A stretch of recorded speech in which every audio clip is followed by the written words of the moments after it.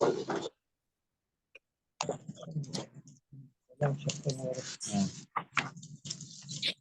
we're going to start Sada K and Aleph. It's 95A. This.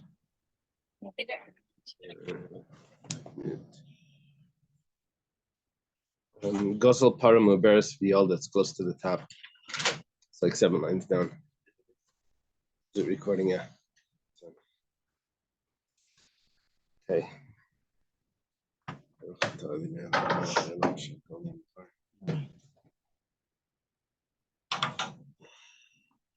Chaim Nofruf is here this week. Nofruf to Ofruf. It's going to be here.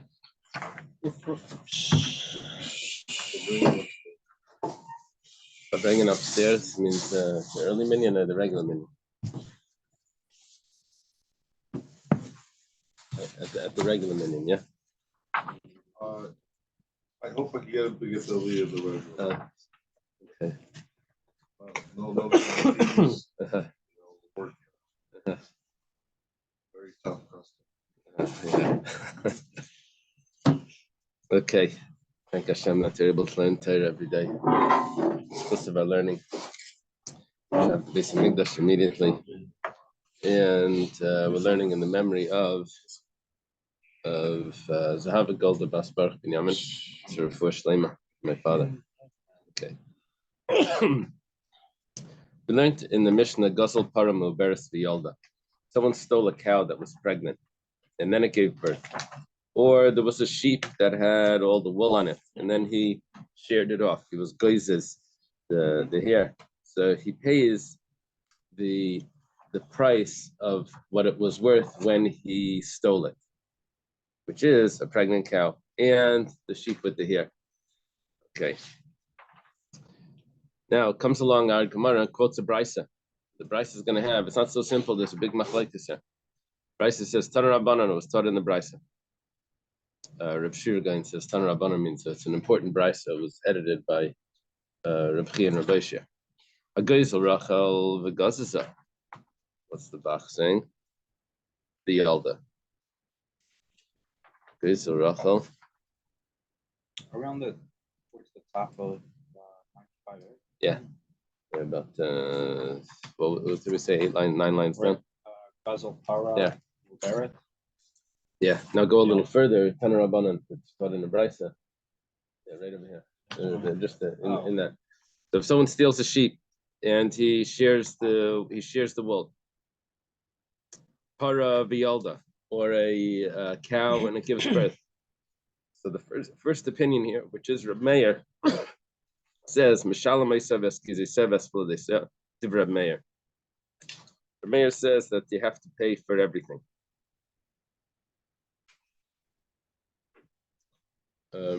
Sounds like Reb Meir, when it says Mishalim Eiseves Kiziseves V'Ladeseh, it's not telling me that you have to return all the items. It sounds like you have to pay for everything.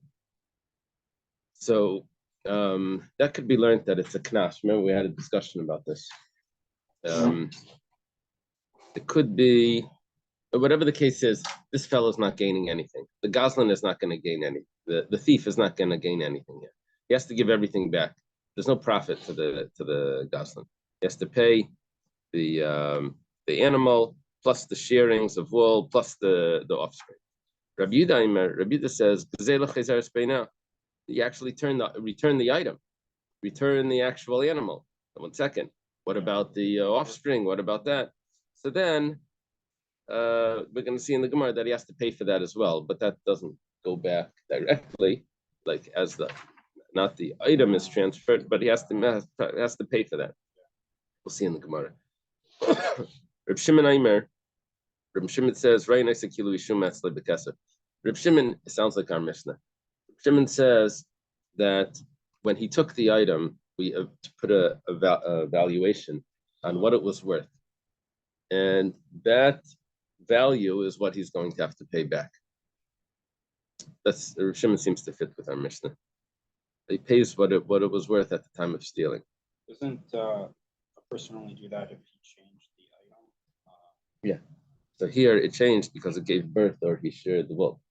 That's the change of the item. That's based on the market value, like cow, pregnant cow, The market value of the pregnant cow. Okay, the Gemara has a question. Well, basically, what we learned in this brisa were three students of Rabbi Akiva discussing what the payment would be if someone that stole an animal, and then did some change to it. My time of the Reb Meir. What's the reason for Reb Meir that says you have to pay for everything? Do we say what's the base over here? Mishum de Kasavar, is it because he holds Shinoi? Oh, he switches it to Shinoi. Okay, whatever. Is it because this is not a permanent change? That's grow its right? Right. Is it because he holds that it changed as much as it changes, it stays the same, and it still belongs to the original owner? So he has to give everything back because it's still the original owner. It's in the property of the Nigzal. Nigzal is the one that things were stolen from him. That's the person that things was. It's in the original owner's property. Or maybe we say Balma Shinikaina. Really, the truth is that changes actually change the item. The only thing is, we don't want that the thief should benefit from stealing.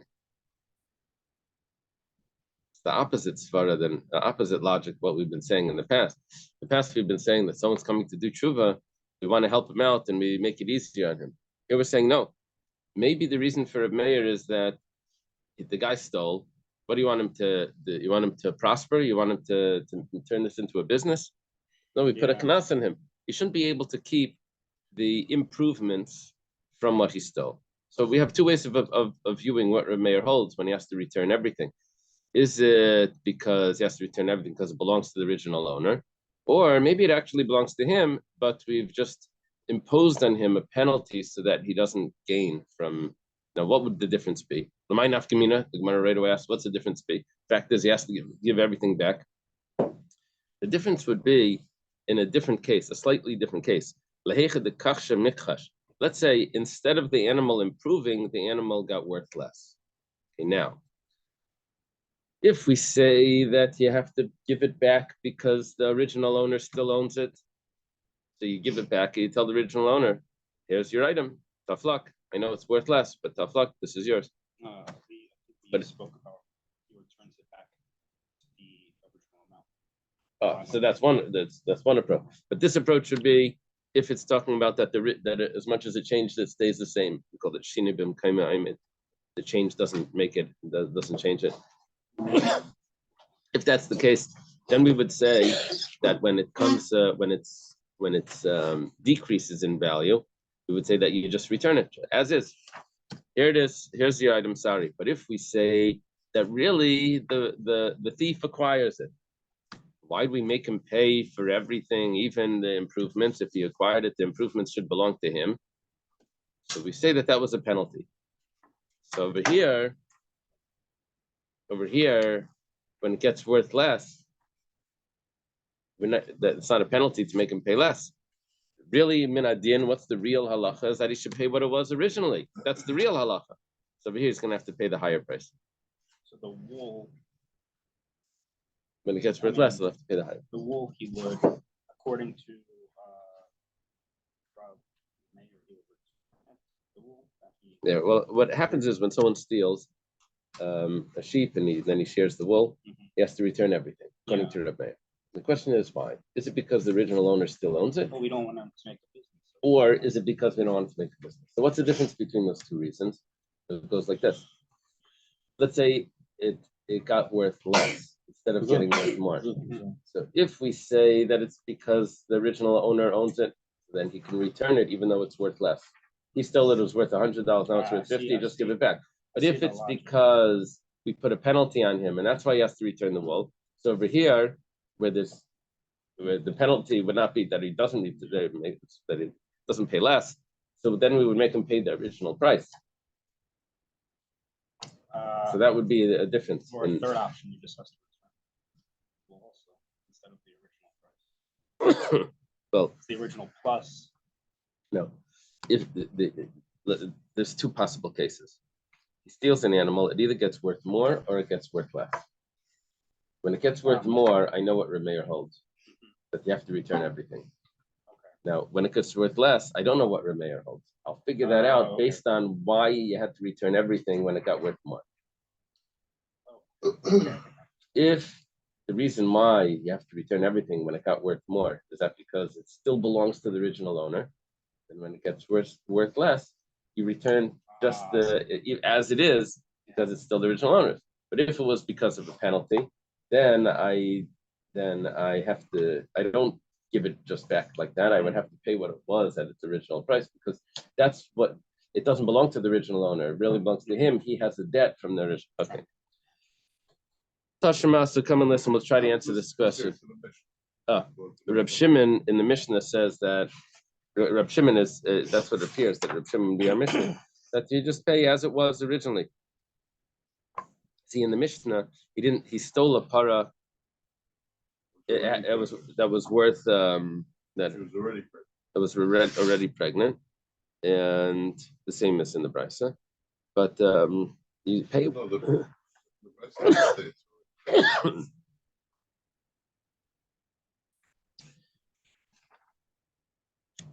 There's two parts to the Brisa. Right here where we're holding, the difference was that it gave birth. So, Let's say it was pregnant. Whatever. but that's probably the case that it was. And if you look at Reb Shimon, that looks like the Mishnah. As it was pregnant at the time when he stole it.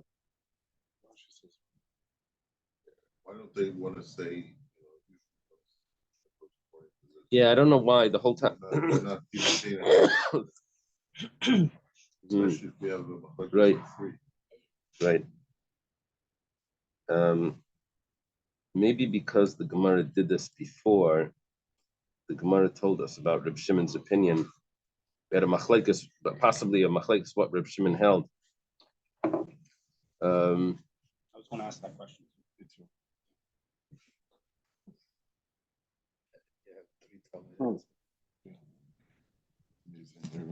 Yeah, we had this before. We had Reb Shimon Aimer Ein Mitzdareth, which we said was that Shini Kaina. Reb Shimon, the Mishnah basically says that a change acquires, and we had that the view of Reb Shimon before. Maybe that's the pshat. I'm not sure. Okay, yeah. This scenario looks like the thief only held the item like for a little bit of time. Right. What if people there for like longer period and he had several sharing of wool and Yeah, several same thing. calves? Same thing would apply. You would only take the original. At the time of theft. Yeah, according to Reb Shimon, according to Reb Meir, you would have to give everything back. There's no profit. Because even though it's several generations of offspring, but who did it belong to the whole time? The original owner. Okay, Tashma, come and listen. Like practically speaking, someone like steals an idea, like a patent or something, and they make a big business out of it. Yeah, I don't know of precedent in that in the Gemara. I don't know. What do they call that? Intellectual property. I don't know what the Gemara says about that. American law, like they could go after the property. Right. But after they warn the person or like to stop doing it because the idea is patented. Right. Then they could go after. Right. In America, though, you can patent the DNA or something, and then someone tries to make some I don't know, vaccine or something, and then the guy that patented owns it. Basically, you're owning natural things. Patent this apple. It's a lot of money. One of the big businesses is the water business.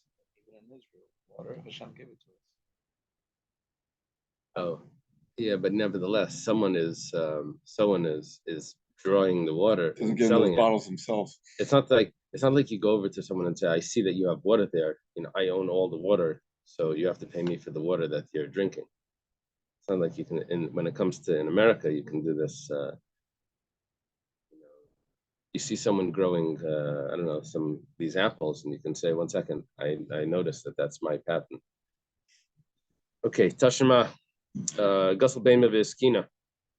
Someone stole an animal and it got worth less, it got older. Now it's like it's weaker, got worth less. So what's going to be the halacha? The guy wants his animal back, but he probably wants the value that it was when it was stolen. Avada Miskina, or let's say the slaves, they got older. By the time he gives them back, they're old men. Mishalim Kshasak Zela, he has to pay what they were at the time when he took it. Okay, that would mean that the original owner, that the thief actually acquired it when he took it because of the change that took place. Now he has to pay. He has to pay what it was at the original when he actually took it. So we say like shini kaina. The change is acquired it. Reb Meir says, says by slaves you just give them right back. Okay. Why did he only discuss the slaves? There was a second case there. What about the animal? It says Vila behema kshasak zela. It sounds like Reb Meir agrees that the animal you have to pay what it was originally. Aha. Reb Meir holds the animal you have to pay what it was originally. If Reb Meir would hold that a change doesn't do anything, I feel a behemanami.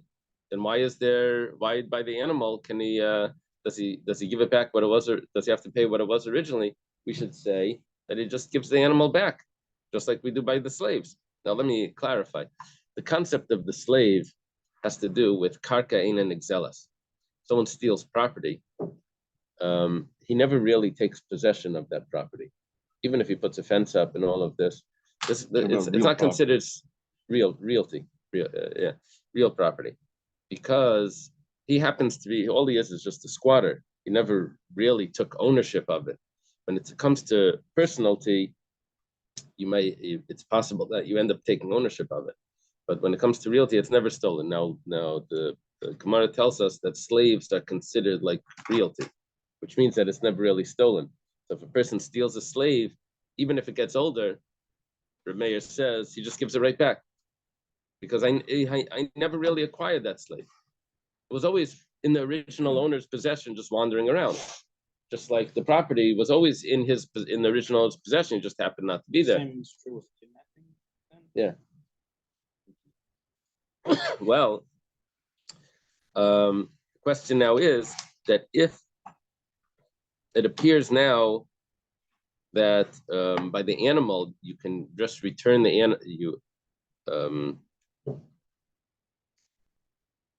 animal, are you just giving it back? No. By the animal, you have to pay the original price. What it was, you don't pay the lower price. You don't give it, now it got worth less, right? You don't give the lower price. You give what it was originally. That's a proof. It must be that Reb Meir holds that that you actually acquire it. So why over there did we say that you have to give everything back? That's because That's because when the price was higher, you have to give everything back. When the price is lower, you don't give it back as it is. You have to pay the higher price originally. Obviously, Reb Meir's concerned with just giving a penalty on the person, that he shouldn't gain he shouldn't make profit off his theft. But who actually owns the animal is the thief owns the animal from now on, and really, in Minadin, he really should be able to keep the profits. It's just we put a penalty on him that he doesn't. That's why when it gets worth less, so he has to pay the original price, because he acquired it when he took it, when it changed. Okay. So all the wool and the offspring and all that should really belong to the thief, but we put a penalty on him, and that's why he gives it back. That's where we're holding right now in the Reb Meir's logic. Gemara says Amri, not necessarily so. Could be Reb Meir l'devrayim derabanan kamar lehu. Really, Reb Meir doesn't actually hold this. You see, whenever you see an argument and someone says something, you can't hold that against him, because it could be that he only said that because he wanted to disprove the other side. He doesn't really hold that. That's what they say about these debates. The Ramban had a debate against a Christian, an apostate. He had a debate. So you say, okay, we should learn from what the Rambam says over there, that's what That's what the Judaism holds. Not necessarily. Could be, but not necessarily. Could be he was just trying to disprove him. Doesn't mean that we really hold. They're just trying to say that, at least you should accept this, or something. So he says, Lididi, according to me, Reb Meir says, really, according to me, I should be able to give the animal back as is as well. Because it doesn't acquire anything. Even the animal that got worth less, you should be able to give it back. Everything is as is, because the original owner owns everything. So why didn't I say that? I only said that by slaves. I was talking to you. You hold that the person actually acquires, the thief actually acquires it. But all I wanted was that you should admit to me at least that the slaves you should be able to return. As I understand that you argue with me about Shina Kaina. Reb Meir holds that Shina is not going to change. As much as it changes, it stays the same. And the Rabbanan hold that a change causes acquisition. But Reb Meir was saying, I just wanted you to agree at least that slaves should not be considered a change. Because the slaves are never stolen. Just like land is never stolen. Karkain and Exelis. Bamila Rabbanan, and the sages, the rabbi said, by land, you would be correct. But by a slave, we hold that a slave is just considered like personality, and it is acquired. But it have to do that. The owner could give up on finding the slave, but the land is always there. Yeah, it does have to do with that. It does have to do with that. But it's really based on psukim, on how to learn the pasuk. Okay. Is this a clause to compare slaves to property? Yeah. The Gemara learns it from a pasuk somewhere. La'ilam, something it says. Yovel. It says by Yovel. Yovel. Yerushalayim or something. So, you're talking about the Jewish slave by the Yovel, right? I think no, not by but here it's not a Jewish slave. Here we're talking about a non-Jewish slave, where it says "Lo'ilam bem ta'aveda," they serve you forever, which means really forever, not Yerushalayim. Maybe it says, I forget exactly, but basically it says that there's a comparison between land and slaves. By the Jubilee year, the land goes back, but the kidnapped slave doesn't. Yeah. That's you're talking about a sale. We're talking about the actual inherit. The reason why it goes back is because the inheritance was forever. Okay. Tashima, come and listen. There's going to be a Mishnah later on. Someone gives wool to a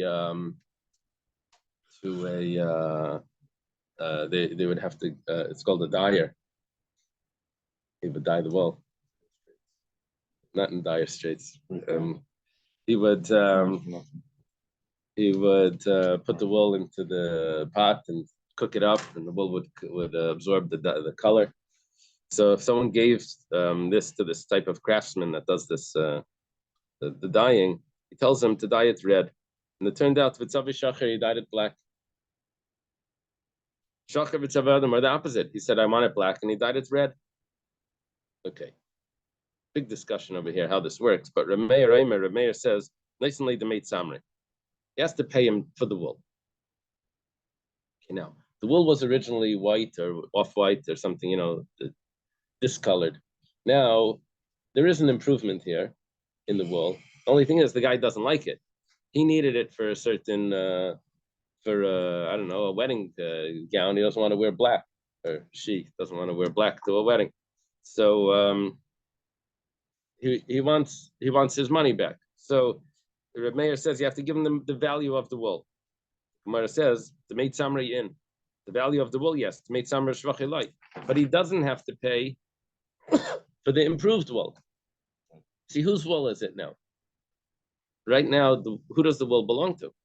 Does the wool belong to the original owner? Does it belong now to the craftsman? He made a change in it that was not the change that the original owner wanted. So, if we would say that the change, according to Reb Meir, does nothing as much as it changes, well, that's what the Gemara is going to say later. It's not a theft. We're Even comp- when we're- it's not a theft, there's a change effects. That's what we're saying now. That's what the Gemara is using now. We'll see later if this is 100% accurate. But so the Gemara is saying, we'll see later on Daf Kuf in a few blocks. But the Gemara is saying that if we would say that Rameir holds Shini Ein Kaina, that it changes, as much as it changes, it stays the same. To meet Samra Shrachi Ba'Lamesavli. 1 second, who ends up with this wool? The craftsman. Whose wool really is it? The original owner. They should have to pay him for the value that it is now. It should be the price of the wool plus the improvement. Allah Shmamina Ksav Rameir Shina Kaina. It must be that Rameir holds that the change does make a difference. And when he makes a change, he acquires it. So why did he say before in our first brisa that we quoted that you have to, if it gives birth, you have to give everything back? Maybe the thief should acquire that because he really owns it. That was a penalty. We don't want him to make any profit. Really, he does own it, but we take it away from him because we don't want him to profit. So this is a deviation of like the work. This is like a deviation. This is where the craftsman deviated. Yeah, like he deviates from the instructions. No, the wool is worth more. The original owner instructed to dye the wool. It's not like he gave it over, or it's not like the dye stole it. But when he changes it, it's like he stole it. That's what we're saying. Okay. Ikadamri.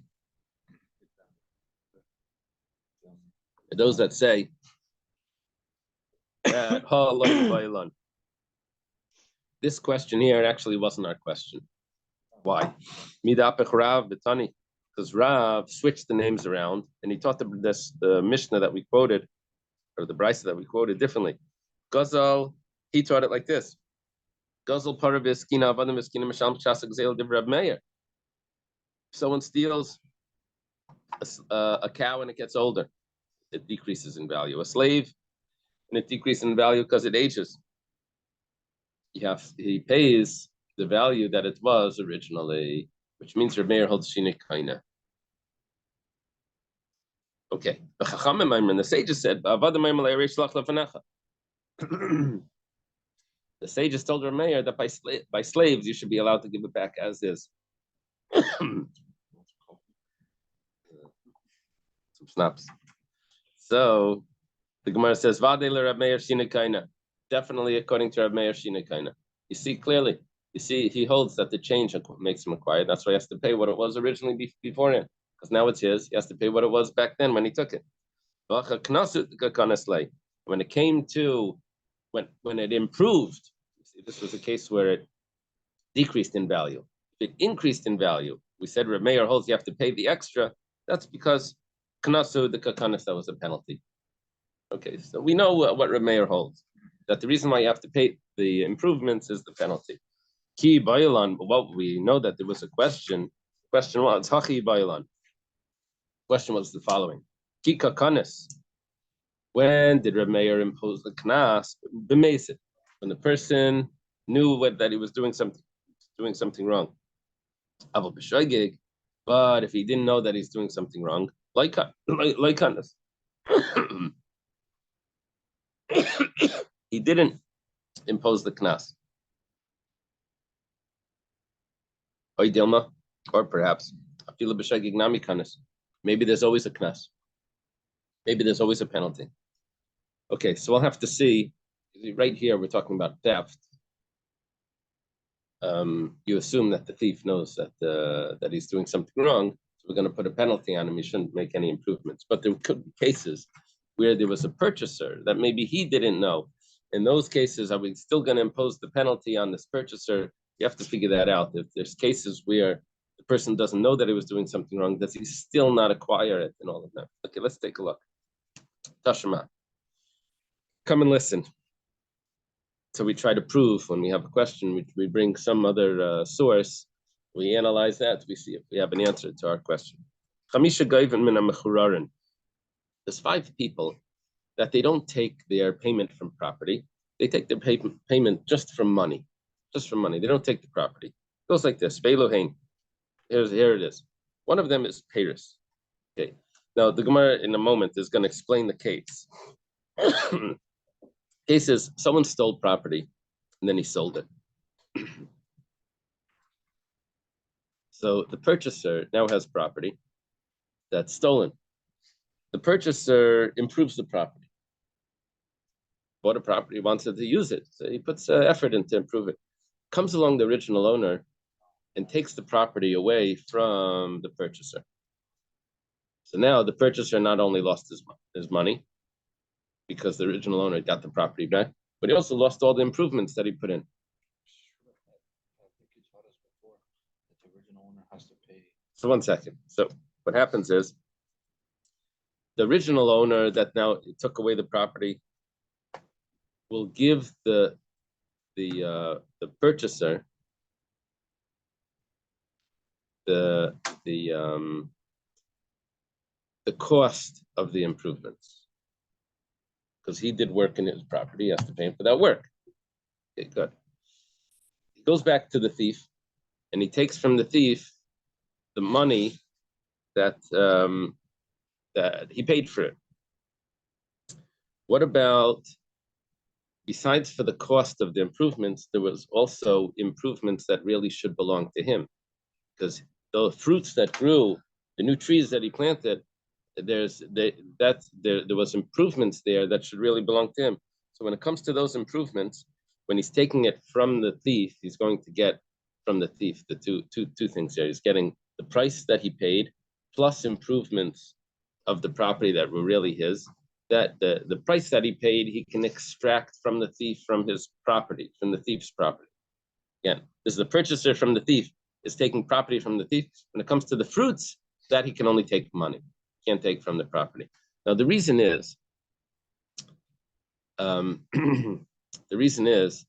is because when we say he takes property from the thief, not only can he take property from the thief that what the thief owns now, right now, but he can even take property that the thief had sold already. See, this thief sells property. So, but he had actually property that belonged to him and he had sold it. He can go to the other purchasers and extract property for the original price. Why? Because they should have looked into the fact that he had sold the stolen property, and they should have been careful with that. The properties that they purchased from him, you never know what's going to happen. But they can't take into account how much produce is going to come from that. So they have no awareness of how much they have to be careful when it comes to peiros, the fruits that are going to improve. They should have only been careful with the original value of the property. Shvach peiros, let's say the value of the property went up. That also, you can't extract that from other purchasers. You can only extract that from the thief himself, from money. From a kabel of Lazan ben Ishtay bas Ishtay, someone gets married, and the woman that he marries already has children. And he says that I'm going to support your son. He tells his wife, I'm going to support your son. I'm going to support your daughter. Now, how much food they're going to need, that the son and daughter want the money. So they can't take it from property that's been sold. They can only take it from the person's own money. Can't take it from sold property. Get chayv shem bayachrayas. If someone lends money and he doesn't put in any guarantee, he doesn't put any lien on his property, that the creditor can collect from his property. They didn't put that in the document. So there's going to be a discussion. If they don't write it, is that considered they just forgot to write it and it was a mistake and it's really supposed to be there? Or do we say that it's not a mistake and it is what it is? Does it automatically go into, should they have that in certain documents? Even if they didn't put it in, it's automatic. Okay. And ksuba sisha shem ba'achrayas. Same would be with a ksuba, that it doesn't say in the ksuba any achrayas, any guarantee of property. So in other words, the woman can't collect it from the husband's property. You can only collect it from the cash. Or you can't collect it from, not from property, you can't collect it from property that's been sold. Okay. Now, man shama leidam achrayas lavta seifra. Which opinion, which Tana holds that if they forgot to write the achrayas, that there's a guarantee that you can collect from even sold property? there's a lien on his property. Who says that that's not a mistake of the scribe, and it's actually real that you can't collect from sold property? Reb Meir, that's the opinion of Reb Meir. Uktani, and nevertheless we say pears or shvach pears. We said about the fruits. Okay, now let's take a look. Shvach pears yechidami. What's the case of the fruits? Someone stole a field from his friend and then he sold it, and the purchaser improved it. And now it's leaving his hand because the original owner is coming to collect it. When he's taking it, when the thief is now collecting all the money that he put into it and the purchase price, he goes back to the thief and he collects from the chasim mishabadim, and he takes the improvements that he has to take from property that he still owns, not property that he sold. That's what we explained. Why? Because the original owner took not only the land, but he also took the land and the improvements. Why do you take the improvements? They didn't belong to him. The improvements, my love, the layada the karka nexelis and nexelis. We must be talking about someone that didn't know. Miss Chaim, you walked out that way. Go ahead. I've been here since the Reformed fill-in. What's the reformed film? What's the reformed The film? first story is, you weren't even on that. Okay, okay, you were on. Okay, I missed that. Oh boy. So, No, what is that? what we're saying now, listen to this. What we're saying now is that the property was transferred from the thief to the purchaser.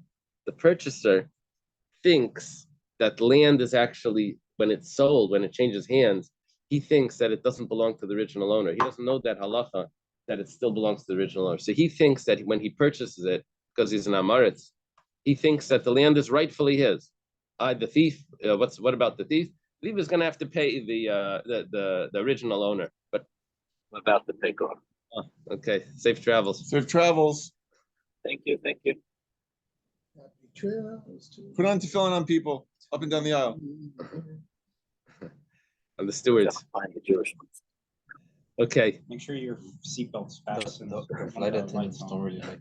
Don't matter. But now it's the flight jokes. Okay. But we see, even though this person, even though the purchaser didn't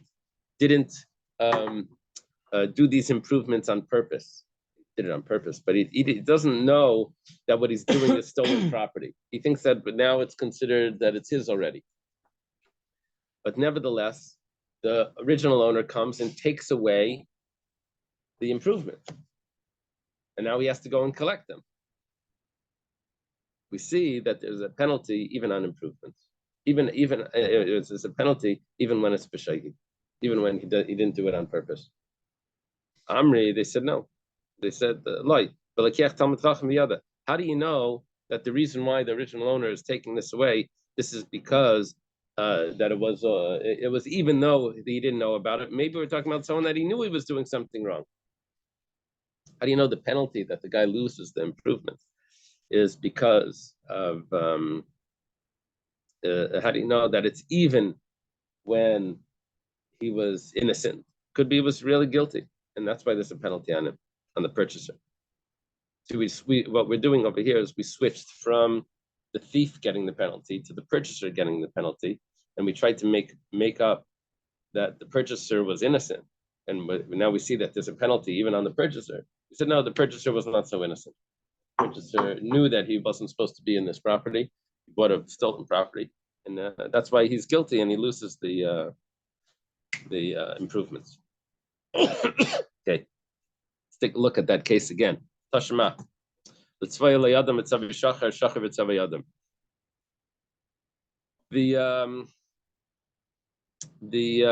craftsman, the dyer, the color artist, he dyed it the wrong color. Rav Meir says he has to pay for the wool. But he doesn't have to pay for the improvement, which means that we don't put a penalty on him for the improvement. And if anything, that's a mistake. We should also put the penalty on. Why does this craftsman gain the wool that's improved? He should have to return it all. Look, he took someone else's property. He pays for it. But meanwhile, he made a profit off it. Because now the wool is dyed. And it's the profit we're assuming is more than the expense that he put in. Right? He had to put it in the color. But now he ends up with wool with color. It's more than the two things separate. He paid for the wool and he paid for the color. But now he has wool that's colored, which is an improved wool. So that it turns out that with his mistake, he made money. I would just think that pay back the value of the stone. Good. Pays back the value of the stolen goods. But the only thing is, Mayor says he pays back the value of the stolen goods plus any improvements that have come now because of it. But by the wool, he doesn't do that. He doesn't pay for the improvements that came from it. He only pays for the wool. Obviously, we don't pay for the. There's no penalty if it was done by mistake. Okay, that's our answer. No penalty Let's when go. one- I'm sorry. When you, okay, When it was by accident, okay. When he's innocent, an innocent mistake. negligence. The dyed wool, he didn't believe it. So maybe that's why they didn't put that in the penalty. But we consider the change. Yeah, we're true. Yeah, we're considering a theft and right here. But yeah, you do have a point. Yeah, Hill is asking that by the wool he didn't really steal it. Maybe that's why. The guy willingly took him to war, he just made a mistake. Right.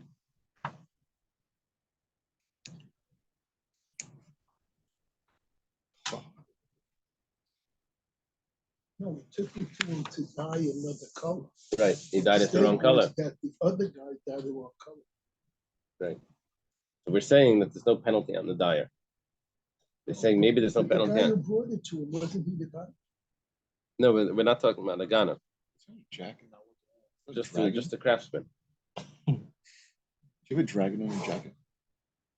Tiger. Do you think that's the case, that the guy stole the wool and then he come and cook from a dish? I thought that was the case. So that's why the question is, was that considered? No, the change mission by over here the- just talks about someone gives wool to a dyer. It gets burnt in the pot. How much he has to pay. He tells him to dye it this. He dyes it that.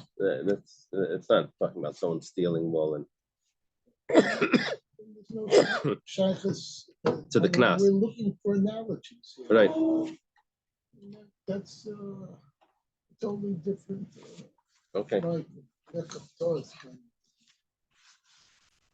I think the guy stole it. And the guy went to do an improvement. Uh-huh. Buy it for himself. He got the wrong guy. He doesn't have the class for that wrong color. That's what how. Maybe. Rabbi Yehuda says, Rabbi Yehuda says, we're going to the Brisa. Rabbi Yehuda says that the theft returns as is. Rabbi Shimon says that no, you evaluate what it was originally. Well, my bina, what's the difference between them? Could figure out the difference, but we're going to have a mach like this. Rav Zvid says, there's an improvement that's on top of the stolen item. Rabbi Yehuda holds that it belongs to the original owner. Rabbi Shimon holds that it belongs to the thief. Now, it would come out as like this. According to Reb Meir, you always have to pay the whatever the person has. You have to give everything back. Everything that's improved, you have to give it all back. That's a knas. According to Rabbi Yehuda, whatever is on the animal, you actually have to give back. In other words, if the wool is now on the animal, you have to give that back. You give the animal back. However, let's say the wool is not on the animal. So then he has to come and claim that separately. Makes a separate claim on it. According to Reb Shimon, the Gazlan, the thief, actually keeps all the improvements. He just gives what it was as its original price. That's the Reb Zvid. Rav Papa says no. The Kuli Alma Shvach Shal Gabi Gazel the Gazlan Habi. Everyone holds that the improvements belong to the thief. Question is how much of it belongs to the thief. Rabbi Yehuda Savar Shvach Shal Gabi Gazel Kula the Gazlan Habi. Rabbi Yehuda holds it all belongs to him, to the thief. He only pays the original price. Reb Shimon Savar Lemechtzos Shlavia the Shakal Gazlan says no. The Gazlan only takes what a craftsman would have taken, what a worker would have taken. A worker takes a certain percentage, so we would give that to the Gazlan as well, but not that he actually owns all of it. Okay, Tanan, let's take a look. Gazal Paravin Asabra, if someone stole a cow and it got pregnant by Yom and then it gave birth. Rachel v'nitanes of the Gazlan, Mashal Kshasa Gazeli has to pay, as it was at the time that he took it, which was a regular cow. Yolda in La Yolda Hadrabene. 1 second. Why does he just pay what it was originally, not give the whole cow back? That's because it had given birth. But let's say it hadn't given birth and it was just pregnant now. So now he would have to give the cow back, right? Would give the cow back as is. According to Rav Zvid, which Rav Zvid learned in Rav Yehuda, that whatever's on the animal itself belongs to the original owner. So Rav Yehuda, Hamani Rav Yehudi. So this would be Rav Yehuda that says that you would give a pregnant cow back, even though it came not pregnant, but the original owner would have gained something. El Rav Papa, Dama the Gaslan Havi. But according to Rav Papa, that says that it belongs to the thief, Hamani. So which opinion would this price fit with? This price says that you pay that as it was originally. Lay Rabbi Yehuda, lay Rabbi Shimon. It can't be Rabbi Yehuda, it can't be Rabbi Shimon. According to Rabbi Yehuda, according to Rav Papa, you should be able to keep the animal. You should be able to keep the improvements.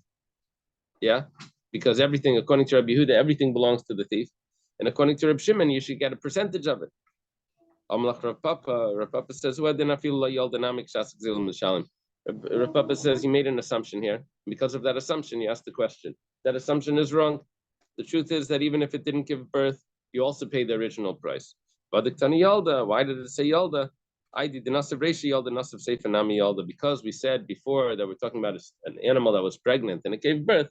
So in the next case, we said it wasn't pregnant and then became pregnant. We added in it gave birth as well. Tanikava say the Rav Papa. We have a brisa that supports Rav Papa. The brisa actually spells it out that we, according to Reb Shimon, that we view the animal and the improvements in the animal as if it would be a regular worker that would get either a half, a third, or a quarter of the improvement, and that's what would belong to the thief. The brisa actually spells that out, so that's a support for Rav Papa. Okay, let's leave it over here. Right. Are we still in the middle of this three-way Maklekos? Yeah, we're still in the middle of it. Okay.